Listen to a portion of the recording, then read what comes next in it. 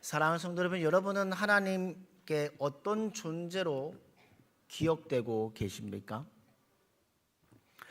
우리는 신앙의 길을 걸어가면서 기도는 수많은 기도를 하나님께 이렇게 올려드리지요. 주님, 이 문제를 해결해 주십시오. 주님, 이 상황을 바꾸어 주십시오. 주님, 제 형편 아시지요? 라고 솔직한 고백들의 기도를 드립니다. 그 안에는 우리의 삶의 치열한 모습들이 그려져 있는 기도입니다. 여러분, 이 시간 여러분의 자신을 향해 좀 더 깊은 질문을 한번 던져봅니다. 나는 과연 하나님께 어떤 사람입니까? 우리는 늘 세상을 향해서 이렇게 얘기합니다. 하나님은 나에게 어떤 분이신가를 묻고 살아갑니다. 하지만 정작 하나님 편에서 바라보는 나의 모습은 어떠한지 돌아보지 못할 때가 많이 있습니다.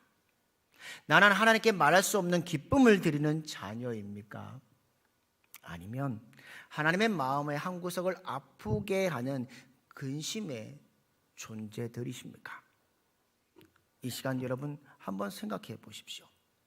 오늘 우리가 읽은 본문은 우리가 잘 아는 이스라엘의 가장 위대한 성군이라 불리는 다윗이 쓴 시입니다. 그는 그의 왕위에 앉아 있을 때나 쫓겨서 동굴 속에 갇혀 있을 때나 자녀들에게 쫓겨서 광야 생활했을 그때에 오직 오늘 이 질문, 나는 과연 하나님께 어떤 사람인가? 라는 그 질문 가운데 살았던 사람입니다. 그 치열한 영적 몸부림부터 끝까지 지켜나가면서 터져나온 고백이 오늘 우리가 읽은 시편 19편 14절의 말씀입니다. 어떻게 고백하는지 우리 한번 같이 읽겠습니다. 나의 반석이시오 나의 구속자이신 여호와여, 내 입의 말과 마음의 묵상이 주님 앞에 연락되기를 원하나이다. 아멘. 성도 여러분, 이 고백은 단순히 종교적인 지식의 단순한 종교적인 수사가 아닙니다. 표현하는 말이 아닙니다. 자신의 은밀한 것부터 생각부터 입 밖에 나오는 언어, 그리고 삶의 모든 순간 조각을 누구 앞에, 하나님이라는 거울 앞에 비춰보고 보았을 때 처절하고 아름다운 영혼의 결단이 오늘 이 다윗의 고백입니다. 내 삶이 하나님께 향기로운 제사가 되기를 원하는 이 다윗의 고백이 오늘 저와 여러분의 진실한 고백이 되기를 주님의 이름으로 축복합니다. 사랑하는 성도 여러분, 오늘 우리는 스스로 한번 질문을 한번 더 던져보십시오. 우리는 오늘 하루 과연 어떤 시선, 누구의 시선을 의식하며 살아가고 계십니까? 살아갈까요? 우리의 일상에 수많은 시선들이 우리를 둘러싸고 있습니다. 여러분의 직장에서는 상사의 눈치를 보아야 되고요. 그래서 마음 편할 날이 없습니다.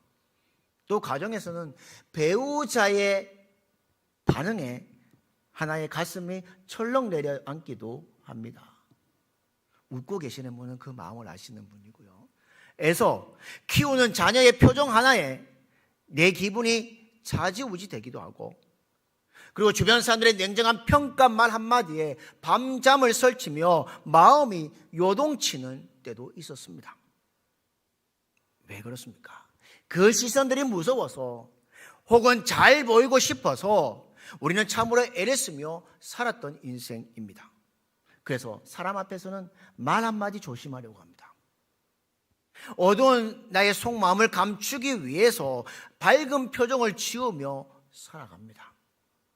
그리고 사람들에게 오해받지 않게 해서 행동 하나하나를 신중하게 살아갑니다. 우리는 이토록 사람 앞에서 철저하고 신중한 모습으로 우리의 자신을 포장하고 있습니다. 그런데요, 여러분은 과연 하나님 앞에서 어떻게 하고 계십니까? 우리는 정말 하나님 앞에서 부끄럽지 않게 살고 계십니까? 사람 앞에서는 웃고 있지만 하나님 앞에서는 원망을 쏟아놓고 계시지는 않으십니까? 사람에게 친절을 베풀면서 하나님 앞에서는 끊임없이 불평하고 있지는 않으십니까? 입술로는 하나님 감사합니다 고백하지만 마음 한구석에 여전히 남과 비교하고 그 비교에 대한 소난과 낙심을 품고 있는지 않는지를 돌아보아야 합니다. 사랑하는 성도 여러분, 사람은 속일 수 있어도 하나님은 속일 수 없습니다. 하나님은 우리의 화려한 말이 아니라 숨겨진 우리의 중심, 마음을 보시는 분이시기 때문입니다.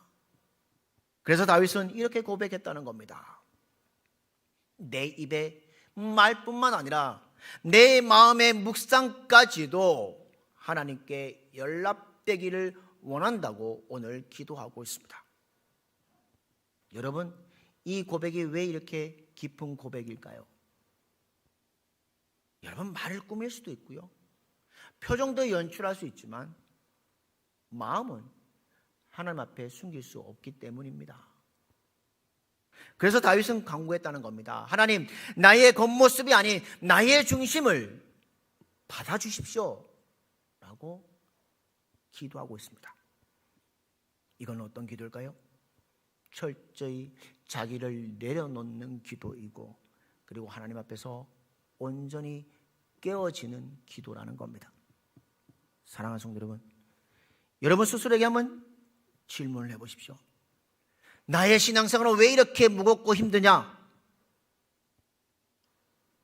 여러분 어떻습니까? 우리는 겉보기에는 참 완벽하게 살아갑니다.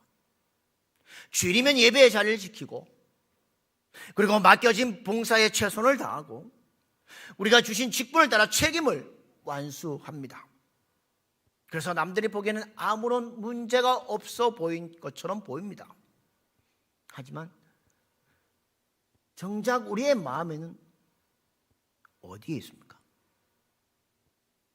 몸은 이곳에 있지만, 몸은 이곳에 앉아 있지만, 우리 내면에는 차마 내뱉지 못하는 말들, 영적인 침전물들이 우리 안에 가득해 있지는 않으십니까?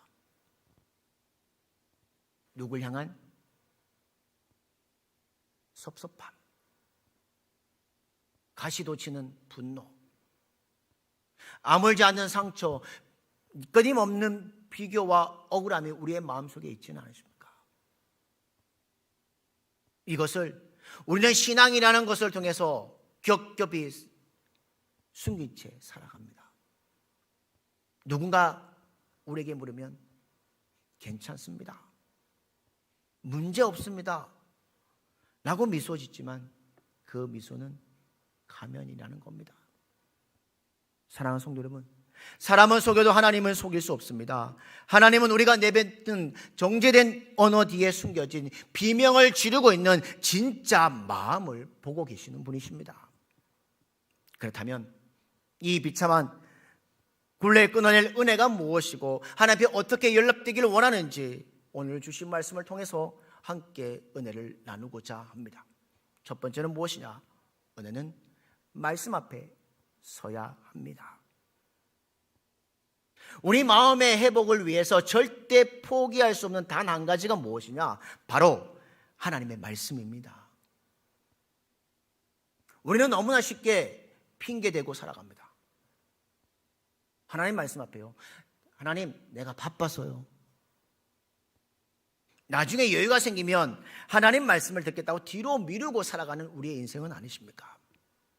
하지만 분명하게 기억해야 합니다. 말씀에서 떨어지는 속도만큼 우리의 영적인 마음도 병들어 간다는 겁니다. 그래서 오늘 다윗은 시편 19편 10절에 이렇게 말합니다. 말씀을 뭐라고 이야기하는지 함께 읽겠습니다. 시작. 금 곧 많은 순금보다 더 사모할 것이며 꿀과 송이꿀보다 더 달다. 아멘. 그는 말씀을 갈망하는 이유가 무엇이었습니까? 말씀이 곧 무엇이었기 때문에요? 생명이었기 때문입니다. 말씀은 죽어가는 마음을 소생시킵니다. 무너진 우리의 생각들을 바로 잡아주십니다. 어두운 영안들이 밝혀지고 굳게 닫힌 우리의 심령을 녹여주는 것이 하나님의 말씀이라는 겁니다.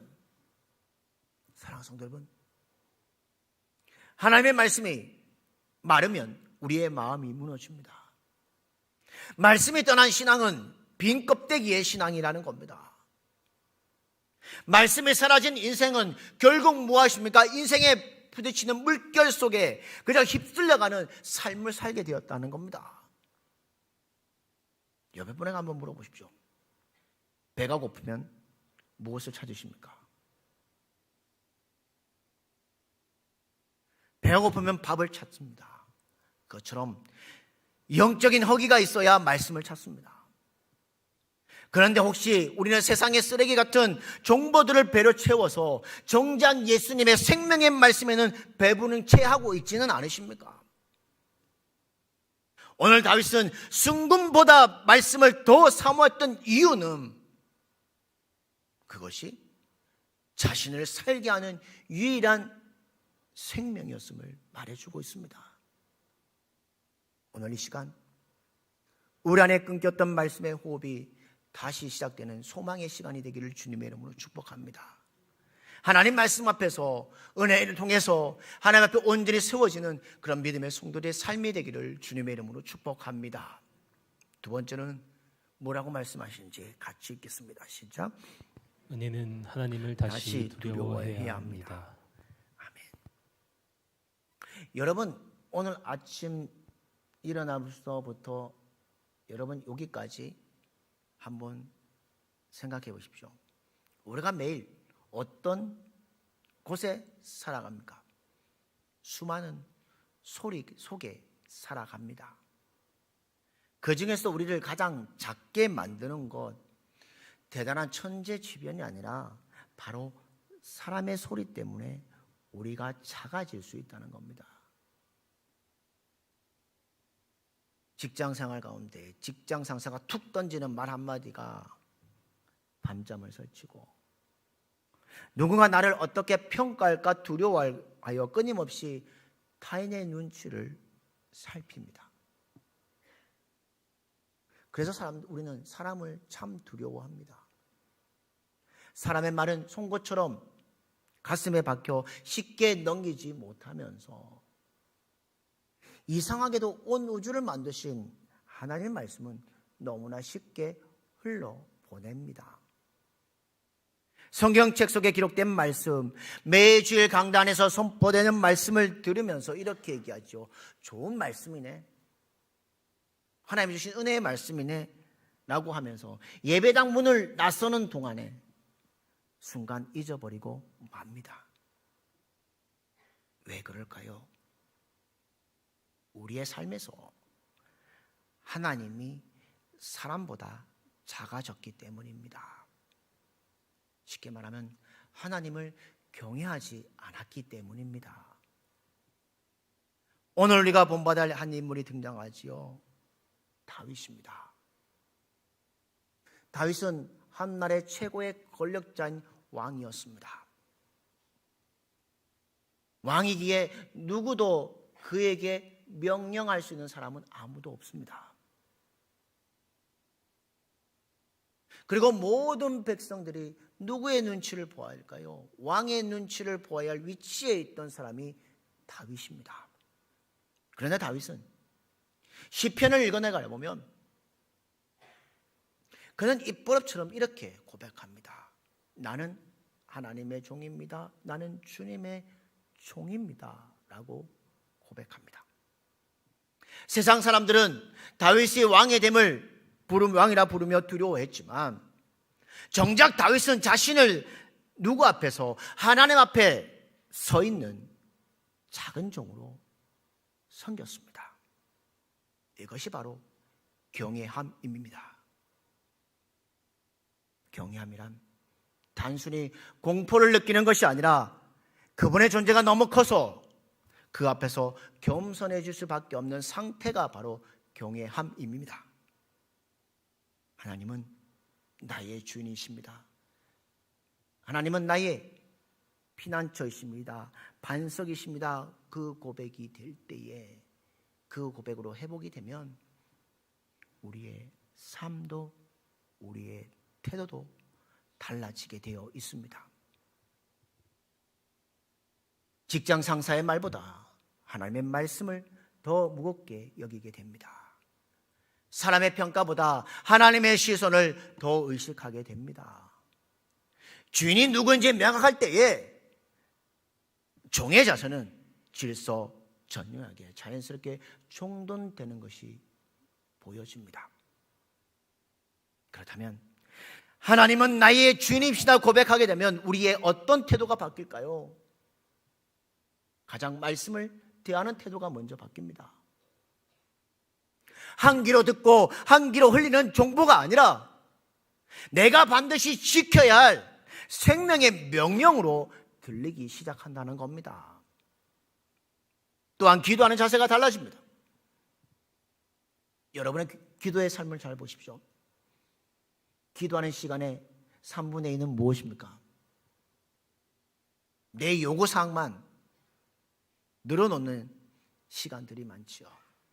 그런데 하나님이 나의 주인이시라는 고백을 하게 되면 내 요구사항만 늘어놓는 그 시간이 아니라 주님의 주인의 뜻을 묻는 시간이 된다는 겁니다. 결국 내 욕망을 향해 살아갔던 삶의 방향에서 하나님을 향해 완전히 돌아서게 된다는 겁니다. 사랑하는 성도 여러분, 지금 여러분의 눈에는 무엇이 크게 보이십니까? 나를 괴롭히는 문제이십니까? 나를 비난하는 사람이십니까? 아니면 내 앞날의 불투명함이십니까?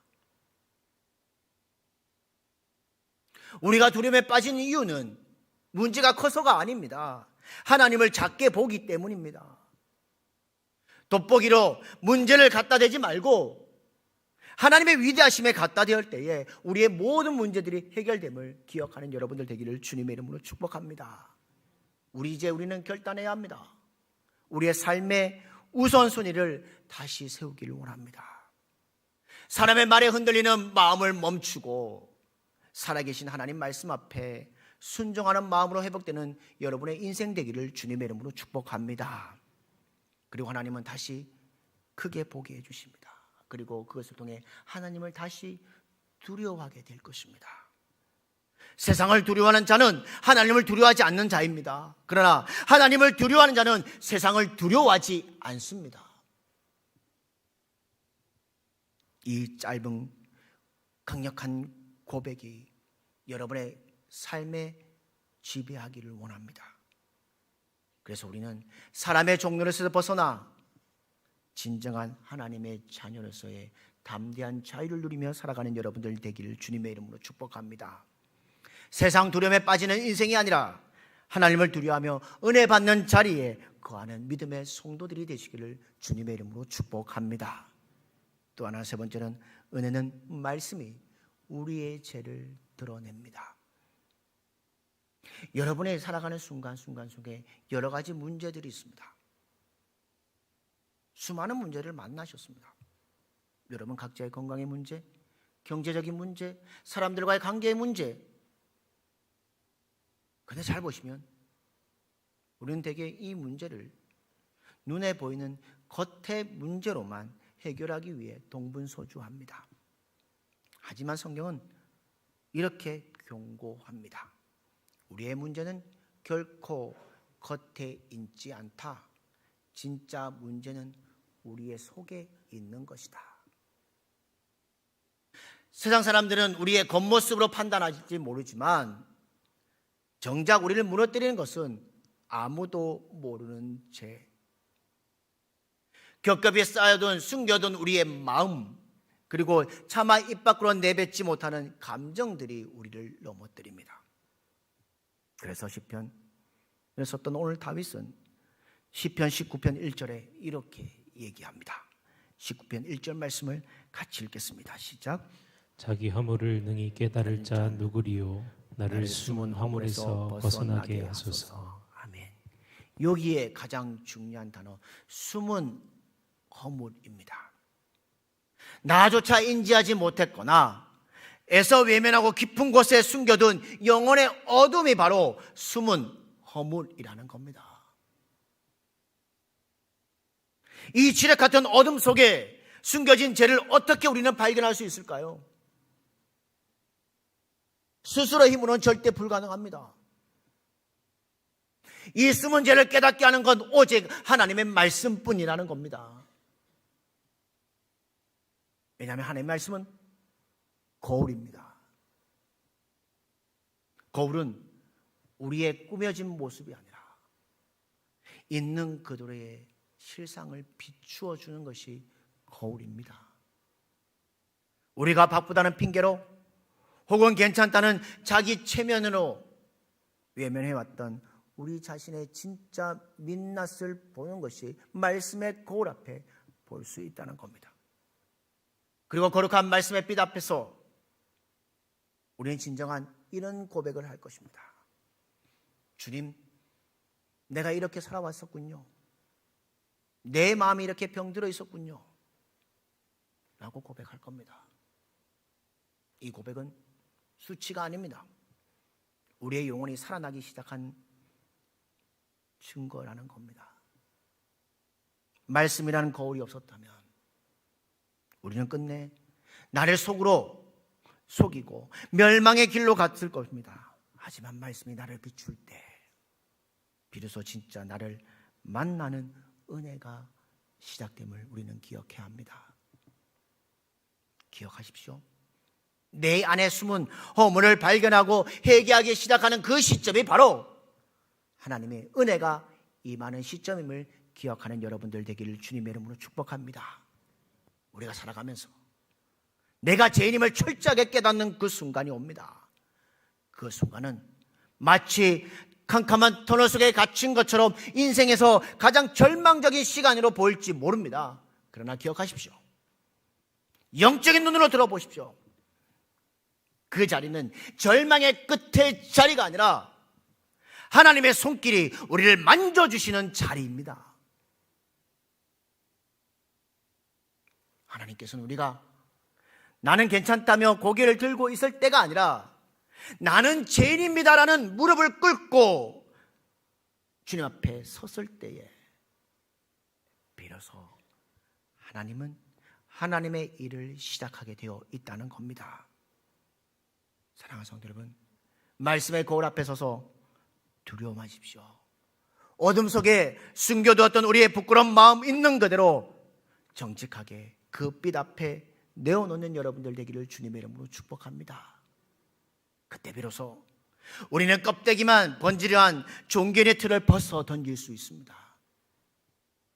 그때 비로소 우리의 속사람이 날마다 새롭게 되는 진정한 그리스도인으로 거듭나게 될 것입니다. 오늘 이 자리 거룩한 말씀의 거울 앞에 서시기를 바랍니다. 그럼을 통해 우리를 고치시고 싸매어 주시는 하나님의 진정한 회복과 은혜를 깊이 경험하는 모든 성도들이 되시기를 주님의 이름으로 축복합니다. 이제 우리는 우리의 신앙의 본질적인 변화를 해야 합니다.